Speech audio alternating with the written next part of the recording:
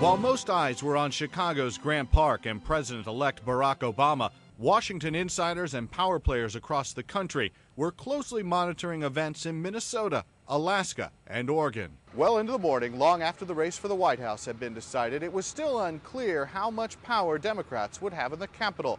We knew they would control both chambers, but that 60-seat filibuster-proof majority in the Senate was still within reach.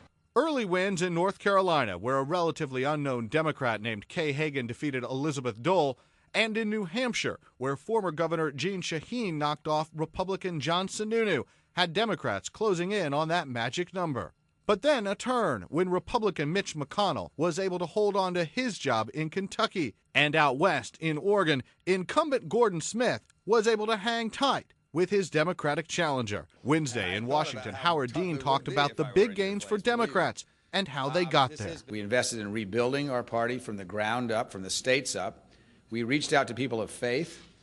We invested in regions of the country that hadn't voted for Democrats for a long time. The House Speaker also seemed satisfied. Our increased numbers in the House better enable us to work closely with our new president for a vision for America and a plan to succeed, again, as we unify the American people. Here's a look at the current balance of power in the Senate. Republicans are down to 40 seats, Democrats up to 56. That's with 4 more races that are still too close to call. In the House, Democrats control 254 seats and Republicans just 173.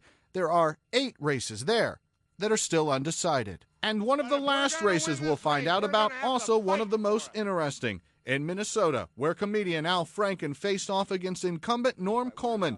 The AP called the race for Coleman, but has since pulled back, as it now appears headed for a recount. That recount could last into December. Rich Matthews, The Associated Press, Washington.